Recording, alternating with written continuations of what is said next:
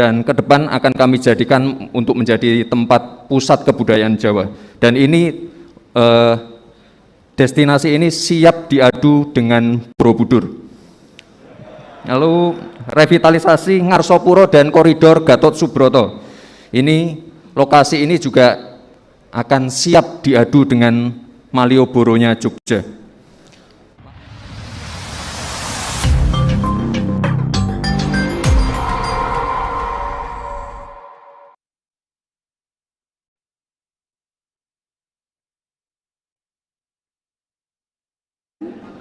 Yang terhormat Gubernur Jawa Tengah, yang kami hormati Forum Koordinasi Pimpinan Daerah Provinsi Jawa Tengah atau yang mewakili, para pimpinan dan anggota DPRD Provinsi Jawa Tengah, para Bupati Wali Kota beserta Forkopimda Kabupaten Kota, Kepala Perwakilan BKKBN Provinsi Jawa Tengah, serta Bapak Ibu tamu undangan baik yang hadir secara luring maupun secara daring.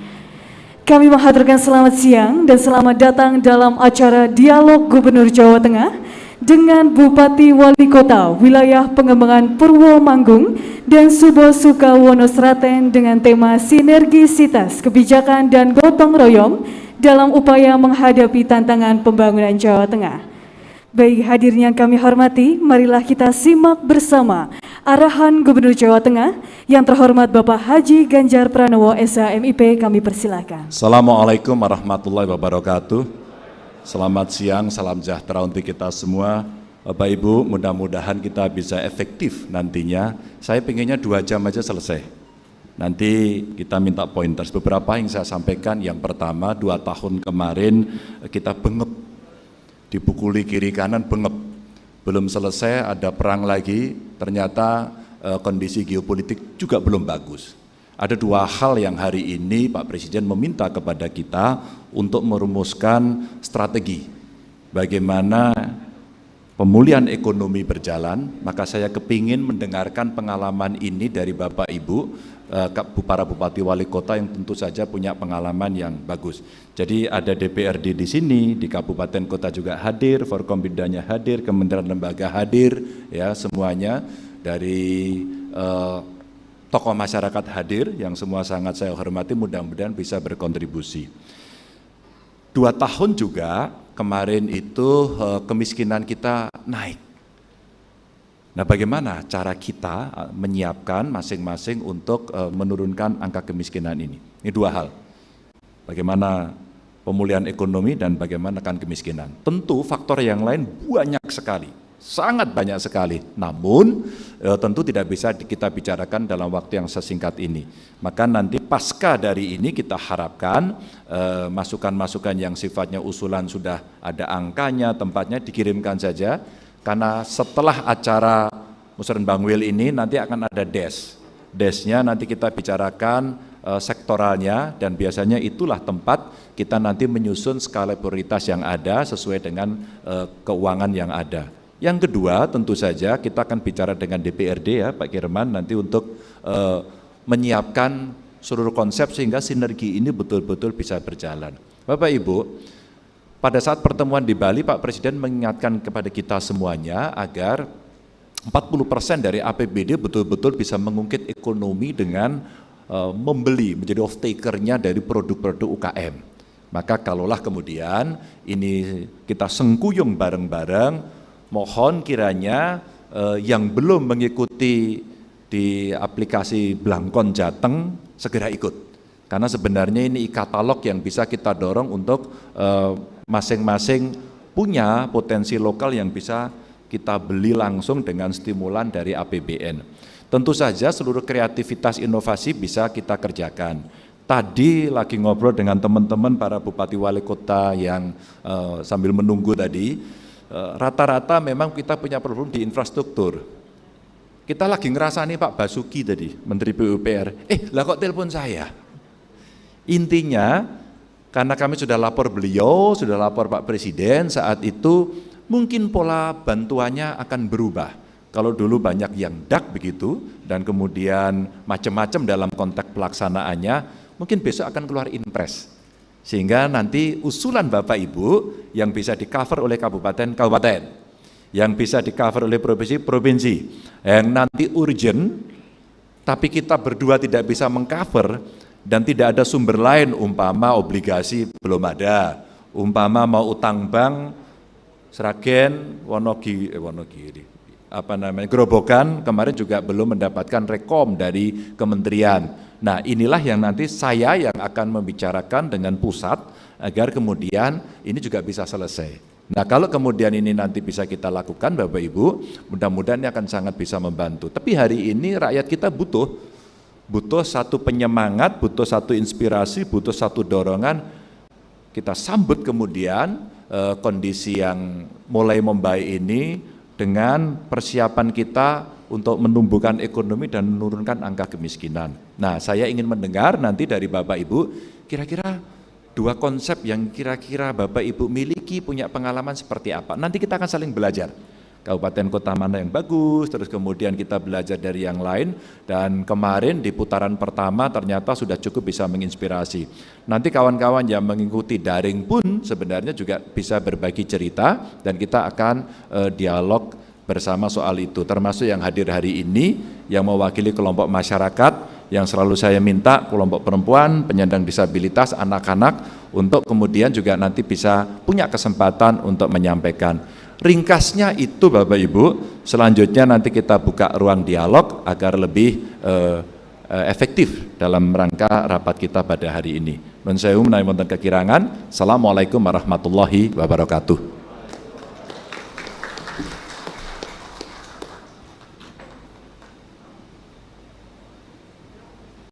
Baik hadirin yang kami hormati, acara selanjutnya adalah pemaparan materi oleh Bupati Wali Kota, Wilayah Purwomanggung dan Subo Sukawono Sraten, dan dilanjutkan dengan diskusi tanya jawab. Acara akan dipandu oleh Bapak Insinyur Usmam Siswanto MSc PSD selaku moderator. Untuk itu acara sepenuhnya kami haturkan.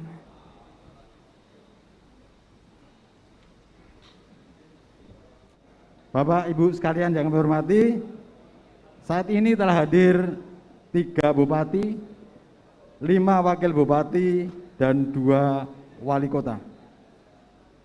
Kami akan mengalokasikan Bapak Ibu sekalian masing-masing 5 menit untuk menyampaikan isi permasalahan atau inti permasalahan dan upaya yang telah dilakukan dalam pemulihan ekonomi dan penanggulangan kemiskinan. Untuk itu, dengan hormat kami mengundang Bupati Sragen, Ibu Hajah dari Bupati Sragen. Kami persilahkan, monggo Ibu.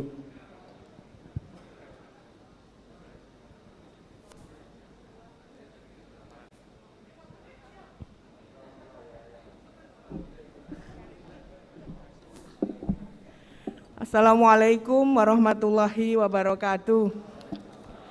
Pak Gubernur yang kami hormati dan Bapak Ibu semuanya yang hadir hari ini. 2 topik yang disampaikan oleh Bapak Gubernur mengenai penanggulangan kemiskinan dan bagaimana menumbuhkan ekonomi pasca COVID-19. Inovasi penanggulangan kemiskinan di Kabupaten Sragen, Bapak, tahun 2022 ini kami melakukan assessment terhadap 1 desa di Kecamatan Pelupuh, sehingga kami punya target dalam tahun 2022 ini 1 desa tersebut, dan kami sebut Desa Jabung, untuk bisa dientaskan. Assessment dan verifikasi yang kami lakukan ditentukan berdasarkan infrastruktur di desa tersebut yang belum memadai, kemudian miskin yang ekstrim, dan mohon maaf kami memilih memang jumlah angka kemiskinan yang lebih sedikit untuk bisa dientaskan secara tuntas terlebih dahulu Bapak, sebagai pilot project, agar nanti ke depan kami akan secara bertahap. Tahun 2023 nanti kami menganggarkan untuk 20 desa miskin bisa kami entaskan. Verifikasi yang kami lakukan sesuai dengan kebutuhan yang ada di desa, dengan tim verifikator adalah para pendamping desa, PKH, TKSK, Dinsos, dan didapatkan ada miskin absolut, kemudian miskin produktif, Yang miskin produktif, kami menggandeng Basnas, menggandeng UPTPK di Kabupaten Sragen yang dananya diambil dari ASN yang disisihkan setiap bulan. Kemudian menggandeng CSR beberapa perusahaan, ada Lazisnu juga, ada Lazismu. Kami berikan bagian untuk bisa memberikan permodalan bagi para masyarakat di sana yang setelah kami verifikasi membutuhkan modal untuk bisa memulai usahanya, dan pelatihan. Kemudian untuk Basnas kami minta untuk bisa melakukan perbaikan rumah tidak layak huni. Ini yang kami lakukan, mereplikasi apa yang dilakukan provinsi karena memiliki juga daerah binaan di tempat kami, tapi daerah yang dipilih oleh provinsi kemiskinannya sangat luar biasa Bapak, dan kami memilih untuk bisa melakukan perbaikan di desa tersebut dan memungkinkan untuk kami entaskan berikutnya. Sedangkan untuk pemulihan ekonomi, Sragen menganggarkan sampai dengan 10 miliar per tahun mulai tahun 2022 ini yang kami serahkan di semua berbagai dinas untuk memberikan pelatihan, kemudian permodalan, dan hasil dari verifikasi tersebut kami lakukan penetrasi sehingga pertumbuhan ekonomi di Kabupaten Sragen diharapkan bisa membaik dan juga angka kemiskinan nanti bisa menurun. Seperti yang disampaikan kemarin, kami menggandeng BPS untuk sama-sama bisa melakukan survei secara objektif terhadap masyarakat kami. Karena biasanya kalau masyarakat mau disurvei, lebih senang mengaku miskin supaya dapat bantuan, dan kami menghimbau kepada masyarakat pada saat dilakukan survei untuk menjawab apa adanya. Jadi tidak ada yang dibuat-buat, dan survei ini bukan untuk memberikan bantuan, tapi untuk menilai angka kemiskinan. Demikian Bapak, dua hal. Untuk permohonan infrastruktur usulan Kabupaten Sragen ke Provinsi, kami haturkan nanti supaya bisa direalisasi Bapak. Ada 10 prioritas, tapi bila Bapak berkenan, satu yang paling prioritas adalah untuk membuka daerah yang terisolir di Kabupaten Sragen, jembatan dari Desa Gilirjo Lama ke Gilirjo Baru, yang saat ini sudah mendapatkan dana dari Provinsi 15 miliar untuk membuat satu tiang pancangnya saja Pak. Nanti selanjutnya mohon bantuan dari Bapak Gubernur. Demikian Bapak Ibu, karena cuma 5 menit, mohon maaf, semoga bisa memberikan inspirasi untuk kabupaten yang lain. Terima kasih. Assalamualaikum warahmatullahi wabarakatuh. Waalaikumsalam warahmatullahi wabarakatuh. Nah, terima kasih Ibu. Berikutnya kami undang Bapak Wali Kota Magelang. Monggo Bapak, 5 menit. Nanti kalau mendekati 5 menit akan kami ingatkan. Terima kasih.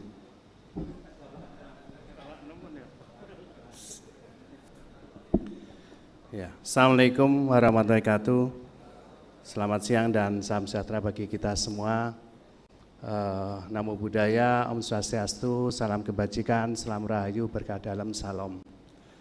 Karena waktunya 5 menit, yang saya hormati Bapak Gubernur dengan jajarannya dan teman-teman Bupati maupun Wali Kota yang hadir di pendopo Kabupaten ini. Kami adalah kota yang paling kecil di Jawa Tengah, hanya dengan 3 kecamatan, 17 kelurahan, 192 RW dan 1032 RT. Maka kami akan selesaikan dengan 9 program unggulan. Namun Bapak-Bapak, Pak Gubernur, kami ini insya Allah cukup dana yang didapatkan dari pemerintah pusat maupun pemerintah dari provinsi. Hanya kita akan mengecaki ibaratnya. Kami punya program untuk mengatasi kemiskinan dan pengangguran ini adalah dengan Rodanya Mas Bagio. Rodanya Mas Bagio ini adalah program pemberdayaan masyarakat maju, sehat, dan bahagia, di mana setiap RT kita beri 30 juta per tahun per RT, sehingga kita dalam setahun dengan 1032 kira-kira 30 miliar kita akan turunkan. Di situ kita harapkan semua program-program itu yang merancang mereka sendiri. Dan itu harapannya dana itu memang betul-betul istilahnya digunakan oleh RT, kalau agak tinggi adalah RW, untuk bersama-sama mengelola. Sehingga di situ akan membawa istilahnya kemajuan dari ekonomi. Beli barangnya di kelurahan itu atau di RW tersebut, kemudian tukangnya dari dari tempat tersebut juga bahan-bahannya juga dari sana semua. Kita harapkan nanti akan berkembang. Kemudian juga kita mengharapkan dari semua RT itu kita bawa untuk istilahnya menjadi seorang wirausaha. Ini adalah kerjaan berat. Kami kalau nggak dibantu oleh warganya Mas Piping, Mas Bupati Magelang sulit sekali. Karena kami ini, Kota Magelang ini kalau siang itu warganya Pak Bupati itu banyak sekali dan itu sangat membantu kita, jujur saja. Tanpa bantuan dari Kabupaten Magelang, kita itu tidak apa-apa. Temanggung sekarang sedang bersiap untuk menyambut Badan Otorita Borobudur yang menjadikan kawasan ini menjadi kawasan super prioritas. Isu pariwisata di Kabupaten Temanggung menjadi isu yang paling hangat dan sangat disambut optimis oleh seluruh masyarakat. Oleh karena itu kita ingin mengembangkan dunia kebudayaan dan pariwisata Temanggung agar bisa meningkatkan kesejahteraan. Mau diperingatkan, Mbak? Ya, sebentar Bapak, lagi. 30 detik lagi. Jadi mohon bantuan Pak Gubernur program-program peningkatan kepariwisataan dan peningkatan event-event seni budaya masyarakat di Kabupaten Temanggung. Selebihnya ada dalam usulan, sudah kami siapkan semua usulan. Kami total mengusulkan 120 miliar Pak Gubernur. Moga-moga disetujui 60-70% sudah sangat bagus bagi Temanggung. Terima kasih. Akhirul kalam, wabillahi taufiq wal hidayah. Assalamualaikum warahmatullahi wabarakatuh. Waalaikumsalam warahmatullahi wabarakatuh. Matur nuwun Bapak dari Temanggung. Berikutnya kami undang Bapak Bupati Wonosobo. 5 menit Bapak. Matur nuwun.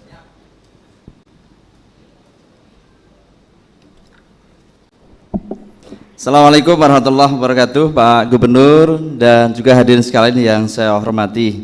Izin kami menyampaikan dalam waktu yang singkat ini, potret Kabupaten Wonosobo hari ini menjadi kabupaten yang termiskin nomor 2 se-Jawa Tengah, dengan pertumbuhan ekonomi kita juga masih memprihatinkan, sekalipun tadi kita lihat sudah membaiklah tingkat pengangguran terbuka, tapi yang menjadi sorotan adalah tingkat kemiskinan di angka 17,36. Target kami tahun 2023, 2024 nanti bisa menurun. Lebih-lebih ada kemiskinan ekstrim ada di 25 desa. Apa yang kita lakukan? Pertama, inovasi pemulihan ekonomi. Yang pertama adalah fasilitasi akses modal bagi usaha mikro dan kecil melalui Kurda, subsidi bunga kredit target 700 UMK, dan kami sedang tumbuhkan memunculkan pengusaha muda di 265 desa. Dengan adanya wirausaha baru, pengusaha muda, harapan kita ini akan mendongkrak perekonomian kami. Fasilitasi kelembahan badan hukum koperasi, kita sedang galakkan korporasi petani, khususnya adalah petani di lingkungan food estate. Kemudian inkubator bisnis BLK kita sampaikan, kita laksanakan sampai tuntas dan lengkap sampai pada pemberian nomor induk berusaha. Kemudian inisiasi Difabel Mats, ini mudah-mudahan akan menjadi ikon di Indonesia. Insya Allah akan kita motori di Kabupaten Wonosobo untuk bisa mewujudkan Difabel Mats. Tempatnya kita sudah tempatkan di tempat strategis sebagai laboratorium produk-produk UMKM para kaum difabel. Di situ ada batik, ada UMKM lain dan lain sebagainya. Kemudian fasilitasi life skill santri melalui BLK komunitas. Kita sudah banyak BLK komunitas, ini sudah kita mulai. Kemudian diversifikasi produk ubi kayu melalui pembuatan tepung mokaf. Bangga bela produk Wonosobo, ini sudah kita lakukan semua ASN, BUMN, BUMD pakai batik lokal, sudah. Rebranding gerobak mie ongklok sudah kita lakukan. Food estate hortikultura, target kami di tahun 2024 sampai di angka 1000 hektar. Hari ini sudah diangkat di atas 350 hektar.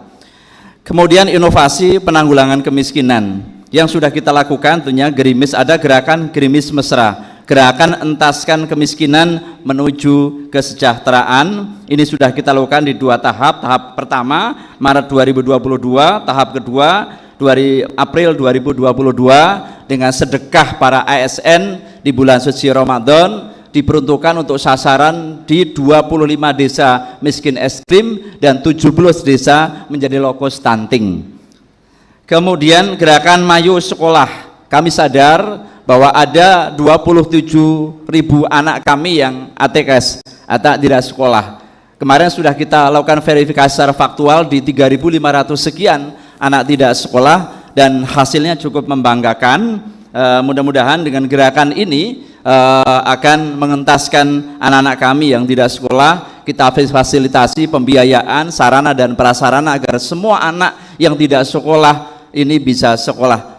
Kemudian gerakan dahsyat ya, dapur sehat atasi stunting. Ini sudah berjalan sangat produktif.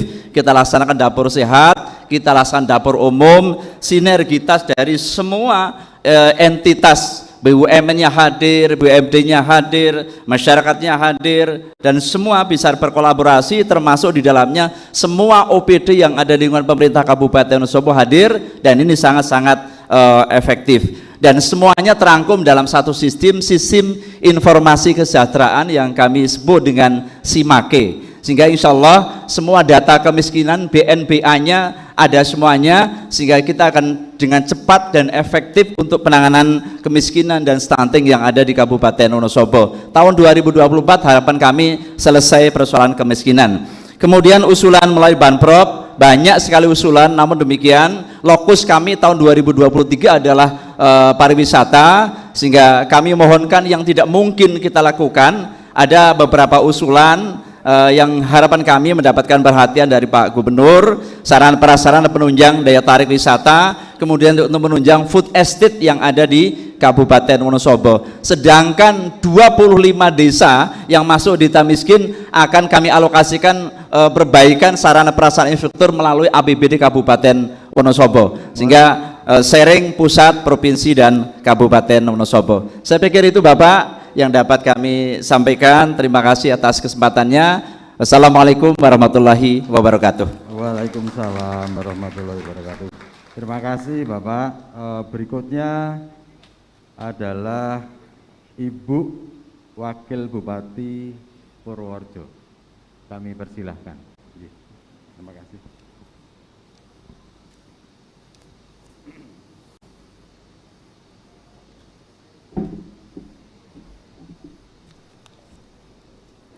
Assalamualaikum warahmatullahi wabarakatuh. Yang terhormat Pak Gubernur beserta jajarannya dan teman-teman Bupati Wali Kota yang hadir pada kesempatan siang hari ini. Kami melaporkan tingkat kemiskinan di Kabupaten Purworejo mengalami peningkatan di tahun 2019 sampai dengan tahun 2021. Tingkat kemiskinan di Kabupaten Purworejo lebih tinggi dari tingkat kemiskinan Provinsi Jawa Tengah dan nasional. Percepatan sosial, ekonomi, dan penanggulangan kemiskinan. 1. Sanding erat desa kita. Replikasi dari program 1 perangkat daerah, 1 desa dampingan untuk penanggulangan kemiskinan. 2. The File One Project. Pendorong desa yang produktif dan mandiri dengan mengembangkan produk-produk unggulan desa yang khas dan berdaya saing. Mengembangkan OVOP perlu disinergikan dengan pengembangan UMKM berbasis klaster. 3. Tresno Purworejo, Larisi Purworejo. Sebuah upaya mempromosikan dan meningkatkan permintaan terhadap produk-produk yang dihasilkan dari UMKM di Kabupaten Purworejo. Dan 4. Purworejo Makaryo, program pelatihan keterampilan bagi para pencari kerja yang disesuaikan dengan kebutuhan pasar kerja. 6. Dalane mantep, meningkatkan infrastruktur jalan dan jembatan di Kabupaten Purworejo melalui pembangunan, peningkatan, dan pemeliharaan jaringan jalan. 6. Dalan Purworejo, Dolan Purworejo, pembangunan destinasi wisata dengan event atau pertunjukan berkelas internasional yang terintegrasi secara spesial, yang dilengkapi dengan sarana transportasi pendukung serta akomodasinya. Usulan prioritas khususnya untuk Banku Provinsi tahun 2023. Prioritas pertama pembangunan Jalan Sedayu 3 merupakan akses utama pintu masuk di kawasan Badan Otorita Borobudur dari Kabupaten Purworejo. Jembatan penghubung Purworejo Kulon Progo DIY ruas jalan Tumbak Anyar, Banyuasin, Sedayu, dan Pagerharjo. 2. Prioritas pembangunan Pasar Pituruh merupakan salah satu pasar daerah di Kabupaten Purworejo. Lokasinya strategis sehingga mengundang penjual dan pembeli dari luar daerah Kabupaten Kebumen, Wonosobo, dan Magelang untuk bertransaksi. APBD khususnya prioritas nomor 3, penanganan kawasan kumuh Kecamatan Purworejo dan Kutarjo. Masih tingginya jumlah rumah tidak layak huni di kawasan pemukiman kumuh. Juga masih banyaknya masyarakat di pemukiman kumuh yang belum terselesaikan. Itu yang bisa saya aturkan pada Pak Gubernur, semoga bermanfaat khususnya untuk Kabupaten Purworejo. Ada kurang lebihnya mohon maaf. Wassalamualaikum warahmatullahi wabarakatuh. Waalaikumsalam warahmatullahi wabarakatuh. Saya akan merangkum nanti setelah semuanya dipaparkan. Berikutnya kami undang Bapak Wakil Bupati dari Kabupaten Wonogiri. Monggo Bapak, 5 menit juga.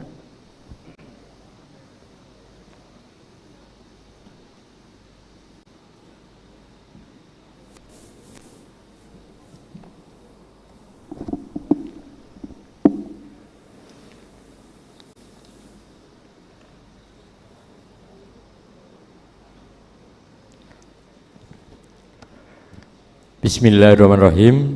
Assalamualaikum warahmatullahi wabarakatuh. Selamat siang, salam sejahtera untuk kita semuanya. Om Swastiastu, Namo Buddhaya, salam kebajikan. Yang kami hormati Bapak Gubernur Jawa Tengah, yang kami hormati Bapak Ibu Wali Kota, Bupati, Wakil Bupati yang hadir pada hari ini, tamu undangan semuanya yang tidak bisa kami sebutkan satu persatu.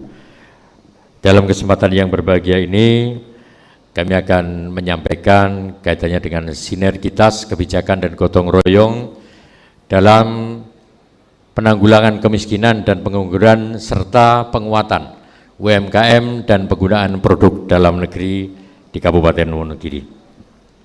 Berbicara Kabupaten Wonogiri, yang terlintas adalah daerah yang kering, tandus, kekurangan air, jalannya rusak, dan banyak kaum boro. Tetapi alhamdulillah dalam 5 sampai 6 tahun terakhir ini, kondisi tersebut telah berubah 180 derajat. Ada 1038 km jalan kabupaten sudah baik, kemudian juga ada 300 km alih status jalan desa menjadi jalan kabupaten. Kemudian untuk penanganan kekeringan permanen di Kabupaten Wonogiri, khususnya Wonogiri bagian selatan, kami telah membangun sarana air bersih untuk Kecamatan Parungkubito, dan insya Allah pada tahun 2022 ini selesai. Kami akan membangun sambungan air bersih sampai ke rumah, yaitu 604 sambungan senilai 982 juta gratis kita selesaikan pada tahun 2022, tepatnya pada bulan April ini. Investasi di Kabupaten Wonogiri juga sudah mulai tumbuh seiring dengan ditetapkannya Perda nomor 2 tahun 2020 tentang RT/RW. Maka dalam rangka peningkatan pendapatan asli daerah tahun 2023, kami memfokuskan pengembangan wilayah pantai selatan, yaitu dengan penyusunan master plan, DED, dan MOU dengan kepala desa karena kendala masalah kepemilikan lahan untuk pengembangan wisata. Maka tahun 2023 kami usulkan untuk didanai dari DAK penugasan daerah prioritas wisata untuk menumbuh kembangkan ekonomi di Wonogiri bagian selatan. Kemudian untuk UMKM di Kabupaten Wonogiri telah dibangun rumah kreatif sebagai inkubator untuk inovasi UMKM. Tahun 2022 ini juga akan kita bangun mall pelayanan publik terpadu dengan bisnis center senilai 14 miliar rupiah, tepatnya di depan kantor Kodim 0728 Wonogiri. Bapak Gubernur yang kami hormati, karena Wonogiri wilayah timur berbatasan dengan Jawa Timur, tepatnya di perbatasan dengan Kabupaten Ponorogo, Pacitan dan juga Magetan, maka dalam mendukung program kesehatan gratis, karena masih banyaknya warga masyarakat yang menggunakan pengobatan ini dengan SKTM, warga masyarakat kami di wilayah timur banyak yang berobat ke Kabupaten Ponorogo, maka mohon untuk dibangunkan rumah sakit tipe D di Kecamatan Purwantoro. Maka yang terakhir, untuk menumbuh kembangkan inovasi Kabupaten Wonogiri yang sudah 2 tahun menyelenggarakan Wonogiri Innovation Award untuk mendorong timbulnya usaha baru, maka Wonogiri yang sudah 2 tahun 2020 dan 2021 sebagai peringkat 2 nasional sebagai kabupaten yang terinovatif, maka yang terakhir Pak Gubernur, kami mohon untuk dibantu usulan Bankiu Provinsi. Yang pertama, pembangunan UPTD Puskesmas Rawat Inap Purwantoro, ini untuk pengobatan masyarakat kami di wilayah timur, biar tidak banyak yang berobat ke kabupaten tetangga, sebesar 50 miliar rupiah. Kemudian pengembangan kawasan Pantai Sembuan Desa Paranggupito, Kecamatan Paranggupito, dalam rangka untuk menangani juga untuk menjaga salah satu geosit Gunung Sewu UNESCO Global Geopark, maka juga perlu dikembangkan wisata di wilayah selatan sebesar 15 miliar rupiah, juga revitalisasi Pasar Krisak sebesar 5 miliar rupiah dalam rangka untuk pasar ekonomi kreatif di Kabupaten Wonogiri. Demikian yang dapat kami sampaikan. Besar harapan kami apa yang kami ajukan kepada Bapak Gubernur Jawa Tengah untuk bisa diakses APBD Provinsi Jawa Tengah 2023. Terima kasih. Wassalamualaikum warahmatullahi wabarakatuh. Waalaikumsalam warahmatullahi wabarakatuh. Baik, terima kasih Bapak dari Kabupaten Wonogiri. Berikutnya kami mengundang Bapak Wakil Bupati dari Kabupaten Klaten. Monggo, Bapak.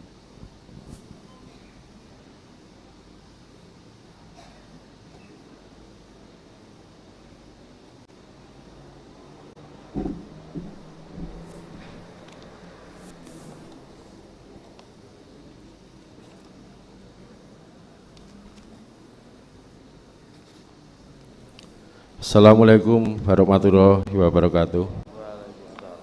Yang saya hormati Bapak Gubernur beserta jajarannya, Bapak Ibu Bupati, Wali Kota, Wakil Bupati, Wakil Wali Kota yang hadir pada siang ini, hadirin dan tamu undangan yang berbahagia. Saya akan menyampaikan paparan dari Kabupaten Klaten, di mana arah kebijakan dan prioritas pembangunan Kabupaten Klaten di tahun 2023, yaitu peningkatan pertumbuhan ekonomi melalui penguatan sumber daya manusia dan sarana prasarana wilayah yang berkelanjutan. Untuk prioritas pembangunan tahun 2023 ada 6 program unggulan, tapi diprioritaskan 2 program unggulan, yaitu penguatan pertumbuhan ekonomi berbasis potensi lokal dan pengurangan tingkat kemiskinan dan pengangguran. Kemudian strategi pemulihan ekonomi. Strategi pemulihan ekonomi yang pertama, pemberian subsidi bunga. Subsidi bunga ini kami berikan kepada UKM-UKM yang telah dilakukan pelatihan karena mereka usahanya baru sehingga belum bisa mengakses pinjaman dengan program KUR. Untuk itu diberikan subsidi bunga sampai 80% yang penyalurannya melalui bank BUMD dan BKK. Kemudian pengembangan potensi lokal diantaranya yaitu dengan diterimanya oleh Kabupaten Klaten perlindungan varietas padi Srinar dan Srino pada tanggal 22 Februari tahun 2022 itu adalah dari Rojo Lele yang inovasinya kerjasama antara Bapeda dengan Batan 6 tahun yang lalu, dan yang mengkonsumsi untuk saat ini seluruh ASN di Kabupaten Klaten mengonsumsi beras Srinar Srino itu diperkirakan sekitar 92 ton per bulan. Kemudian fasilitasi pelatihan-pelatihan kepada pelaku UMKM, kemudian melakukan fasilitasi promosi dan pemasaran produk, diantaranya untuk pemasaran produk ini dengan pelatihan-pelatihan digital marketing, kemudian memfasilitasi perizinan untuk produk UMKM, selanjutnya mengoptimalisasi CSR dunia usaha dan optimalisasi mall pelayanan publik. Untuk mall pelayanan publik di Kabupaten Klaten sudah berdiri dan dalam persiapan untuk operasional, insya Allah awal tahun 2023 sudah bisa dioperasionalkan. Nyuwun pangapunten setunggal menit malih Bapak. Ya, untuk percepatan penggunaan produk dalam negeri ada 6 poin, diantaranya menggunakan tim percepatan, kemudian pemberdayaan dan promosi, pemakaian batik Sindu Melati, memprioritaskan penggunaan produk dalam negeri, pendampingan dan fasilitasi UKM, konsumsi beras Srinar Srino. Kemudian usulan kami ada 3,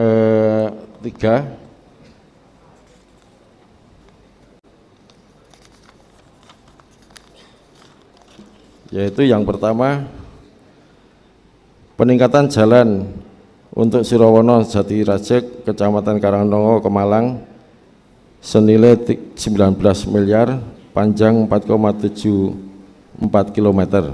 Kemudian peningkatan jalan Kaliwuluh Ndeles Kecamatan Kemalang senilai 15 miliar, panjang 3,75 km. Kemudian renovasi Gor Glarsena senilai 6 miliar. Itu yang kami sampaikan Pak Gubernur. Apabila ada kekurangan mohon maaf. Bila taufiq wal hidayah. Wassalamualaikum warahmatullahi wabarakatuh. Waalaikumsalam warahmatullahi wabarakatuh. Baik, banyak yang diusulkan terkait dengan infrastruktur. Terima kasih Bapak Wakil Bupati dari Kabupaten Klaten. Berikutnya kami mengundang yang kami hormati Bapak Wakil Bupati dari Kabupaten Boyolali. Monggo Bapak, 5 menit juga.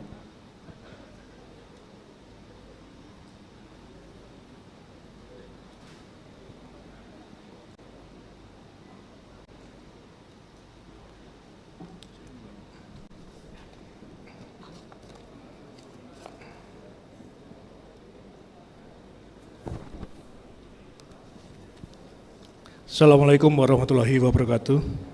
Selamat siang, salam sejahtera bagi kita semua.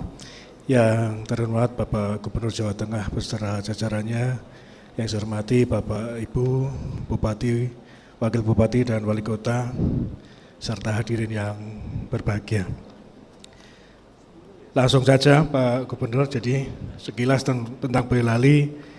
Untuk pertumbuhan perekonomian di Kabupaten Boyolali saat ini di angka 4,63%, dan untuk angka kemiskinan di tahun 2021 mengalami kenaikan 0,44% di angka 10,62%. Terkait inovasi pengentasan kemiskinan, Pemprov Boyolali telah mengaturnya dalam RPJMD tahun 2021-2026, yaitu upaya penanggulangan kemiskinan dilakukan dengan pendekatan cross-cutting atau lintas sektor kolaborasi dari berbagai perangkat daerah. Dengan 5 fokus penanggulangan kemiskinan, 1 RTLH, penyediaan rumah layak huni dan fasilitas BAB, 2 air bersih, akses layanan sumber air minum layak dan berkelanjutan, 3 pendapatan per kapita, peningkatan pendapatan per kapita rumah tangga miskin, 4 kesehatan, akses pelayanan kesehatan bagi rumah tangga miskin, 5 pendidikan, pengentasan wajib belajar 9 tahun. Langkah selanjutnya dalam rangka pengentasan kemiskinan yaitu dengan mengurangi beban pengeluaran masyarakat meliputi santunan fakir, miskin, dan kematian, peningkatan RTLH dan jambanisasi. Untuk tahun ini di Kabupaten Boyolali kita luncurkan untuk 1000 unit rumah RTLH, kemudian beasiswa siswa miskin berprestasi, pemberian PKH plus dari APBD, dan pembentukan kelompok usaha bersama bagi himpunan keluarga miskin yang dibentuk untuk tumbuh dan berkembang. Terkait bidang penanggulangan pengangguran, kami adakan pelatihan di UPT PLK Boyolali bekerjasama dengan beberapa perusahaan, salah satunya adalah dengan PT Pan Brothers. Sudah ada MOU antara Pan Brothers dengan PLK, jadi Pan Brothers akan menerima pegawai dengan persyaratan sudah mempunyai sertifikasi dari PLK berkaitan dengan tenaga kerja yang siap pakai. Kemudian kegiatan pelatihan wirausaha baru berupa pelatihan dan bantuan modal berupa peralatan sesuai dengan pelatihan yang dilaksanakan, seperti perbengkelan dan juga servis elektronik dan servis HP, karena peluangnya masih besar. Kemudian juga membentukkan forum komunikasi lembaga pelatihan dengan industri daerah, sebagai lembaga yang diharapkan dapat menjembatani antara supply dari lembaga pelatihan dengan demand dari dunia usaha. Terkait dengan inovasi bidang peningkatan UMKM dan peningkatan produk dalam negeri, 1 peningkatan fasilitas modal usaha dan KUR kita sudah luncurkan di tahun 2021 kemarin melalui BPRBKK dan Bank Boyolali sebesar 5 miliar dan alhamdulillah sudah bisa berjalan khusus untuk para UMKM yang ada di Boyolali. Kemudian kerjasama pemasaran dengan marketplace, BUMDes dan toko modern, ada gerakan produk lokal UMKM daerah, dan di Boyolali ada forum brand lokal Boyolali. Ini untuk menampung UMKM yang di Boyolali dan sudah bekerja sama dengan Blibli. Beberapa bulan yang lalu dari Blibli dan forum brand lokal sudah audiensi dengan kami dan kami mendukung sepenuhnya. 1 menit lagi Bapak. Terakhir 3 usulan untuk BenQ Satpras, kami usulkan 3, yaitu 1 peningkatan jalan Ngaren Wonoharjo, ini untuk sebesar 5 miliar, ini untuk mendukung akses ke Kabupaten Grobogan melewati Kecamatan Juwangi, kemudian peningkatan jalan Jerepeng Cukilan untuk akses menuju ke Kabupaten Semarang sebesar 3 miliar, dan terakhir peningkatan jalan Dali Karanganyar untuk akses menuju ke Kabupaten Klaten melewati Kecamatan Taman Sari ini di lereng Merapi. Demikian yang bisa saya sampaikan, mohon maaf segala kekurangan. Wassalamualaikum warahmatullahi wabarakatuh. Waalaikumsalam warahmatullahi wabarakatuh. Terima kasih Bapak. Kita masih memiliki 2 kabupaten dan 1 wali kota. Berikutnya kami undang Bapak Ibu ya, Ibu Wakil Bupati dari Kabupaten Sukoharjo. Oh Bapak, oh.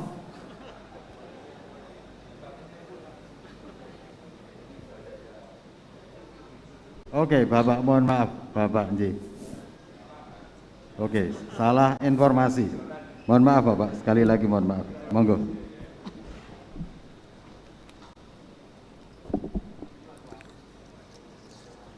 Bismillahirrahmanirrahim. Assalamualaikum warahmatullahi wabarakatuh. Bapak Gubernur yang saya hormati, Bapak dan Ibu sekalian, peserta rapat pada hari ini dalam bentuk dialog. Saya langsung aja kepada materi yang berangkat dari masalah gitu. Yang pertama kaitannya dengan pertumbuhan ekonomi. Kalau variabel ini kita urai, akan menjadi lebih mudah. Kenapa? Pertumbuhan ekonomi pada saat pandemi tahun 2020 kita mengalami kontraksi 1,7%, dan di 2021 3,82%. Tentu saja ini investasi pemerintah menurun, konsumsi pemerintah menurun, sektor privat, perusahaan sama, investasi mereka juga konsumsi masyarakat, semuanya dikatakan menurun. Dan mohon maaf ya ora penak karo Pak Gubernur, nilai pertumbuhan ekonomi mungkin masih di atas Jawa Tengah lah gitu. Tapi yang mengatakan data BPS kan itunya. Kemudian konsekuensi dari pertumbuhan ekonomi yang melambat tentu tingkat pengangguran ya semakin meningkat juga. Karena kemampuan menyerap tenaga kerja itu ada di sektor swasta. Peran pemerintah relatif kecil, kita adanya hanya P3K karo ASN. Yang paling terbesar adalah para investor swasta, dan ini sudah dibaca di tingkat nasional. Ya.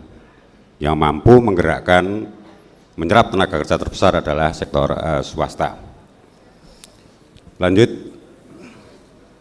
kemudian angka kemiskinan ini tentu saja paralel dengan angka pengangguran terbuka tadi, karena mereka tidak memiliki penghasilan, otomatis tidak mampu berkonsumsi, apalagi berinvestasi gitu ya. Sehingga angka kemiskinan mengalami pasang, terutama di tahun 2020 yang sebelumnya kita lumayan bagus 875%, di tahun 2017 kemudian sempat turun, dan di 2019 mungkin titik terendah untuk Kabupaten Sukoharjo 7,14%, dan di tahun 2020 7,68%, dan 2001 8,23% itu. Bapak Gubernur yang saya hormati, ada data yang menarik kaitannya dengan IPM. Meskipun tahun 2020 kita dihajar habis-habisan sama COVID nih, yang berdampak ke arah pertumbuhan ekonomi, pengangguran juga kemiskinan, tapi indeks pembangunan manusia tetap naik. Apa artinya gitu ya? Bahwa sektor kesehatan dan sektor pendidikan masih terlayani dengan baik. Ini yang menjadi core sebuah pemerintahan, sebuah negara, pendidikan dan kesehatan. Sesuatu yang tidak dihindari karena semuanya akan melakukan itu. Filosofinya adalah kita menyiapkan sebuah generasi.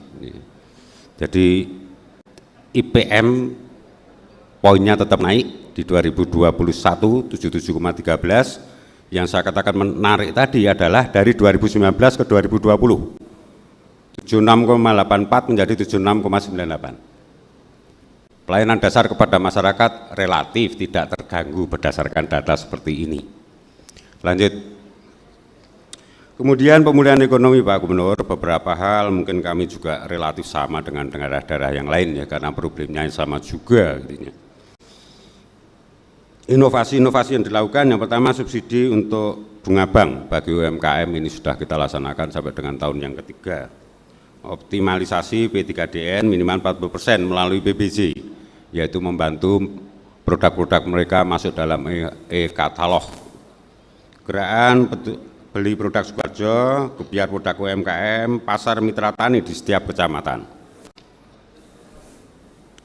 Inovasi ini sudah diimplementasikan melalui berbagai kebijakan pemerintah untuk menilai apakah ini menjadi istilahnya komitmen yang kuat atau tidak. Tentu harus diwajahi dalam bentuk public policy, yaitu peraturan bupati ataupun mungkin SK. Untuk subsidi bank umum, bunga bank bagi UMKM ini sudah diatur dalam Perbup nomor sekian. Plafon yang disubsidi itu di bawah 15 juta. Kemudian bidang usahanya juga ditentukan, pertanian, industri, rumah tangga, perdagangan, dan jasa. Kami tidak mensubsidi misalnya untuk bank plecit misalnya kan itu ya, karena harus jelas area usahanya. Optimalisasi P3DN minimal 40% ini sudah kita pandu terus untuk rekan-rekan UMKM dengan harapan dia masuk ke etalase produk LKPP. Karena kuncinya di dalam belanja pemerintah semuanya harus masuk di sini. Mohon jadi maaf, mungkin, menyala 1 menit lagi Bapak. Ya, 30 detik lagi cukup. Gerakan beli produk Sukoharjo, bantuan sarana produksi bagi UMKM, fasilitas akses online, kemitraan dengan swalayan, pelatihan e-commerce bagi UMKM, jaringan, dan mungkin ya sudah kita banyak kita kenal sehari-hari lah itu. mungkin tidak begitu menonjol. Gebiar produk kita secara rutin di gedung promosi kita laksanakan, ya. Expo sekaligus jual beli ada di situ, festival kuliner, kemudian pameran lokal. Dan produk pertanian kita bantu di setiap kecamatan secara periodik juga, setiap hari Jumat kita adakan pasar. Kita beritahukan kepada jajaran UKM dan sebagainya untuk terus melakukan ini. Lumayan hasilnya lah gitu. Penanggulangan kemiskinan yang terakhir, mungkin kita tidak banyak berbeda, bagaimana adalah mengurangi pengeluaran mereka, meningkatkan pendapatan mereka, membangun akses kepada mereka. Saya pikir itu selesai. Sustainable pendapatan, pengurangan konsumsi, kemudian akses terhadap fasilitas publik, yang semuanya tergambar di angka 1, 2, 3, dan 4. Itu yang dapat saya sampaikan. Ada hal yang kurang, wah ini penting banget, ini malah penting lali. Lanjut, 3 detik. Pak Gubernur, untuk usulan ke Provinsi peningkatan jalan Gendan Bekonang Kabupaten Sukoharjo. Jalan ini hemat kami secara ekonomis, secara komersial sangat mendukung. Lanjut, yang kedua, peningkatan jalan Teluan Cuplik Kabupaten Sukoharjo. Sentra-sentra industri ada di situ semuanya, jalan ini mempunyai multiplier yang cukup tinggi. Itu yang dapat saya sampaikan, terima kasih. Ada kekurangan saya mohon maaf, wabillahi taufiq wal hidayah. Wassalamualaikum warahmatullahi wabarakatuh. Terima kasih Bapak, mohon maaf Bapak Wakil Bupati dari Kabupaten Sukoharjo. Ini yang terakhir, saya pikir ini sangat istimewa juga. Kami mengundang dengan hormat Bapak Wali Kota Surakarta. Monggo.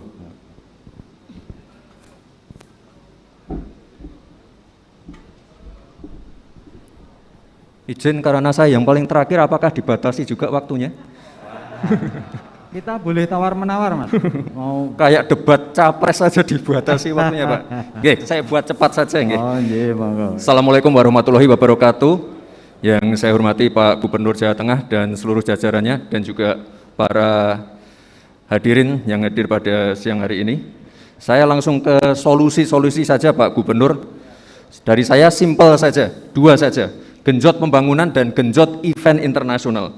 Untuk pembangunan, ini kita ada 7 titik fokus di sini, yaitu pembangunan elevated rail Simpang 7 Joglo, yang ini akan menjadi rel layang terpanjang di Indonesia. Selain bisa mempermudah mobilitas, ini nanti juga akan mengangkat perekonomian di Solo dan sekitarnya. Lalu yang kedua, pembangunan Masjid Syekh Said. Ini nanti akan selesai dibangun di bulan Agustus ini. Ini nanti ke depan akan menjadi destinasi baru, destinasi wisata religi. Ini juga Islamic Center, ini juga masih dalam tahap pembebasan lahan. Lalu yang nomor 3 adalah revitalisasi Taman Balai Kambang. Ini atas bantuan Pak Gubernur, terima kasih sekali, lahan di Taman Balai Kambang bisa diperluas dan ke depan akan kami jadikan untuk menjadi tempat pusat kebudayaan Jawa. Dan ini destinasi ini siap diadu dengan Borobudur. Lalu revitalisasi Ngarsopuro dan koridor Gatot Subroto. Ini lokasi ini juga akan siap diadu dengan Malioboro-nya Jogja. Lalu revitalisasi kebun binatang Juruk. Ini juga sudah dalam tahap tanda tangan MOU. Ini nanti juga siap diadu dengan Jatim Park. Lalu revitalisasi Lokananta.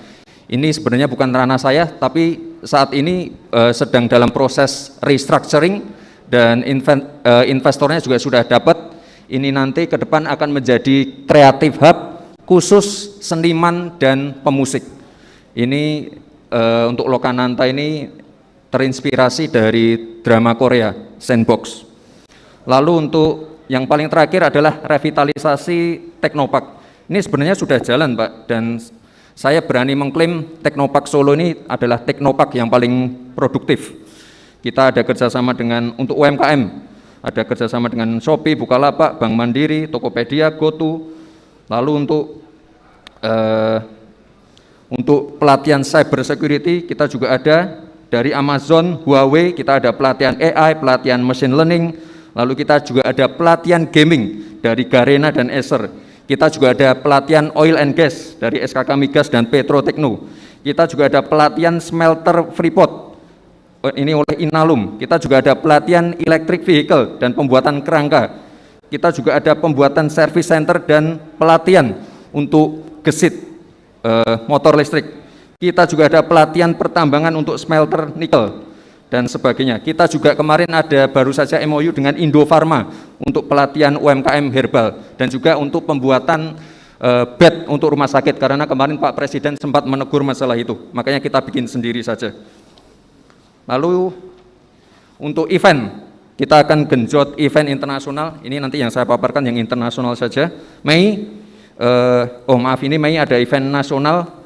Ini Piala Wali Kota dan Liga 1.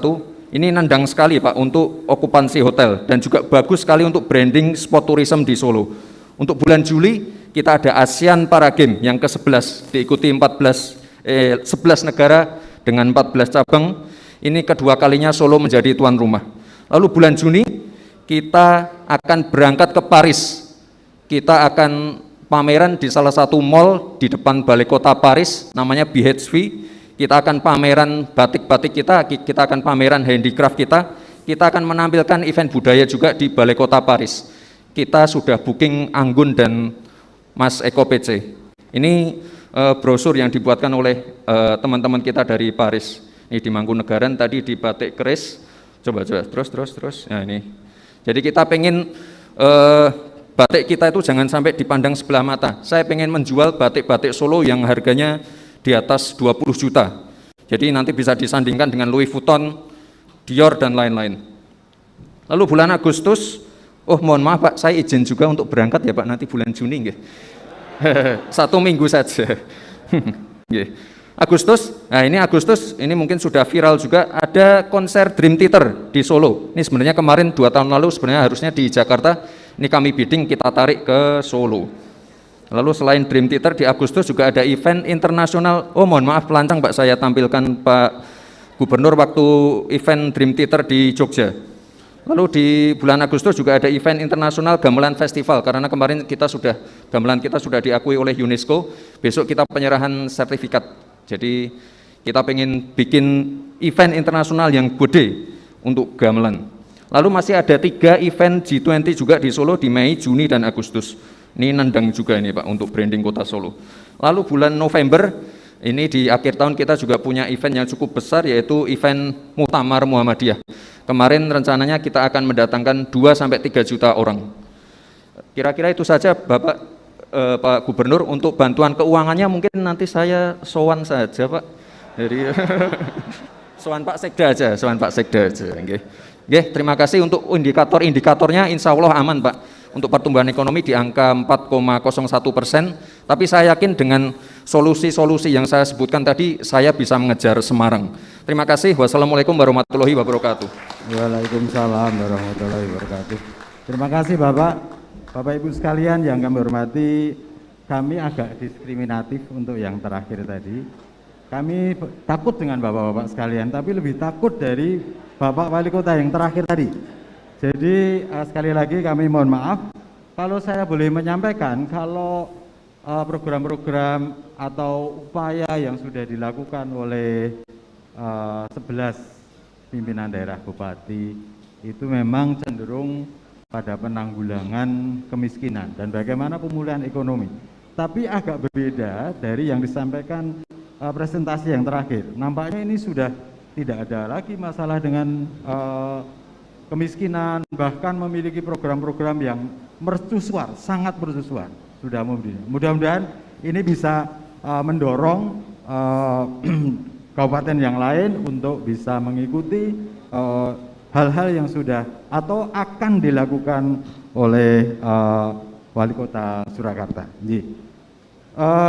Bapak Ibu sekalian, kita sudah melampaui paparan dari Bapak Bupati, Wakil Bupati dan Wali Kota.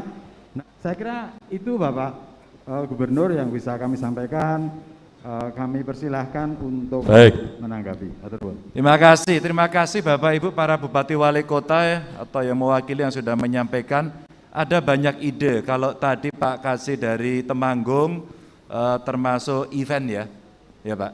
Nanti sharing sama Mas Gibran. itu ngundang Dream Theater itu sponsornya siapa gitu. Terus kemudian membuat event bola bagaimana? Karena betul, semakin banyak event sebenarnya itu yang akan mengundang banyak orang untuk bisa hadir. Apapun eventnya. Mau yang, apa itu Pak? Perbatasan Wonosobo Temanggung yang dulu dipakai untuk tari-tarian?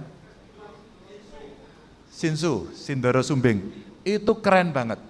Dan kan waktu itu sudah ada ya dilatih agar mereka bisa ngerti bagaimana mengkurasi panggung, mengkurasi lighting, mengkurasi sound system ya, sehingga tampilannya dulu itu keren banget. Nah, ahlinya itu mestinya diteruskan. Ini create event tadi seperti yang ada di Solo. Nah, kalau kemudian itu bisa di-sharing, nah ini pengalaman kita hari ini menjadi penting untuk bisa kita sampaikan. Namun rata-rata dari seluruh bupati wali kota saya kira pahamnya sama, bagaimana kita menekan pengeluaran si miskin. Dengan bantuan dari Bapak Ibu ini sangat membantu. Nah, tinggal sekarang kita semua protes data, tugas kita sekarang